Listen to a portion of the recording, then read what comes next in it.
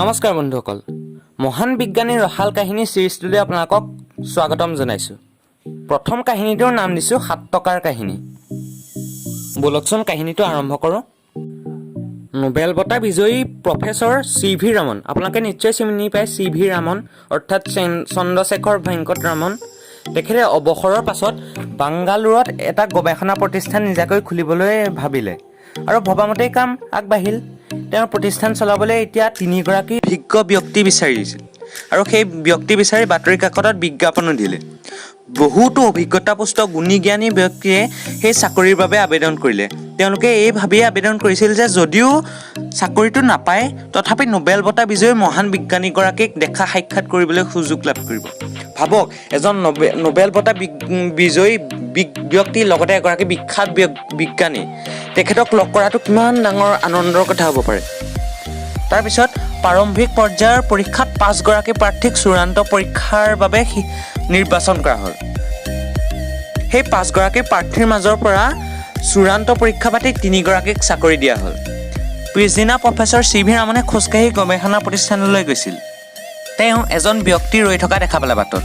তেওঁ আগদিনা সাক্ষাৎকাৰ লোৱা প্ৰাৰ্থীসকলৰে এজন যেন ভাৱ হ'ল চি.ভি. ৰামনৰ। প্ৰফেচৰ ৰামনে তেওঁ ৰৈ থকাৰ কাৰণ সুধিলে। মানুহজনে ক'লে, ছাৰ, কালি মই সাক্ষাৎকাৰ দিয়া এজন প্ৰাৰ্থী। আপোনাৰ প্ৰতিষ্ঠানে পৰীক্ষা দিবলৈ অহা বাট খৰচৰ বাবদ দিয়া মাননিত মোক পাবলগীয়াতকৈ 7 টকা হিচাপত বেছিকৈ দিছে। অৰ্থাৎ যিখিনি মানুহে তাত দিবলৈ আহিছিল ইণ্টাৰভিউ, তেওঁলোকক বাট খৰচৰ নামত চি.ভি. ৰামনে এটা পইচা দিছিল, এটা বিশেষ পৰিমাণৰ পইচা। তাৰপিছত সেই মানুহজনে কৈছে যে সেই পইচাত 7 টকা বেছি দিলে তেওঁক। সেই 7 টকা ঘূৰাই দিবলৈকে মই অফিচলৈ আহিছিলোঁ, কিন্তু আপোনাৰ কাৰ্যালয়ৰ বিষয়াগৰাকীয়ে টকাকেইটা ঘূৰাই ল'বলৈ ইচ্ছা কৰা নাই। 7 টকাটো মোকেই ৰাখি থ'বলৈ কৈছে। এই কথাটোৰ কাৰণে মই আপোনাক লগ পাবলৈ ৰৈ আছোঁ।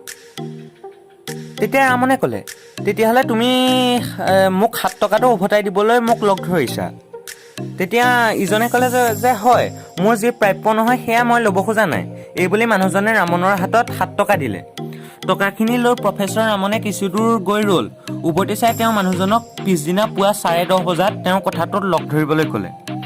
7 টকা ঘূৰাই দিবলৈ অহা মানুহজনে আনন্দিত হ'ল আৰু এই মহান নোবেল বঁটা পোৱা বিজ্ঞানীগৰাকীয়ে জনক আকৌ তেওঁ কালিলৈ পুৱা লগ পাব, সেই ভাবি আৰু আনন্দিত হ'ল। পাছদিনা অফিচত প্ৰফেচৰ ৰামনক লগ ধৰিবলৈ মানুহজন গ'ল। ৰামনে ক'লে, তুমি ফিজিক্সৰ পৰীক্ষাত উত্তীৰ্ণ হোৱা নাই, কিন্তু তুমি সততাৰ পৰীক্ষাত উত্তীৰ্ণ হৈছা। গতিকে তোমাৰ কাৰণে আমাৰ প্ৰতিষ্ঠানৰ দুৱাৰ সদায় খোলা আছে। আৰু এই অনাকাংক্ষিত শুভবাৰ্তাৰ বাবে মানুহজন প্ৰস্তুতেই নাছিল। তেওঁ নিজকে বহুত ভাগ্যৱান বুলি ভাবিলে আৰু প্ৰফেচৰ ৰামনৰ গৱেষণাৰ প্ৰতিষ্ঠানত যোগ দিলে। আৰু সেইদিনাখনি তেখেতৰ সততাৰ বাবে তেওঁ সেই প্ৰতিষ্ঠানটোত পৰীক্ষাত ফেইল কৰি হ'লেও প্ৰতিষ্ঠানটোত যোগ দিবলৈ তেওঁ পালে। সততাৰ বলত নিজৰ ভাগ্য মুকলি কৰিবলৈ সক্ষম হোৱা ব্যক্তিজনে পিছৰ জীৱনত নোবেল বঁটাও লাভ কৰিছিল। তেওঁ নোবেল বঁটা লাভ কৰিছিল। আপোনালোকৰ মনত নিশ্চয় এটা কিউৰিঅচিটিৰ ভাৱ জাগিছে যে এই ব্যক্তিজন কোন, কাৰ কথা মই কৈ আছোঁ। হয়, তেখেতেই আছিল নোবেল বঁটা বিজয়ী মহান ব্যক্তি প্ৰফেচৰ সুব্ৰমণিয়াম চন্দ্ৰশেখৰ।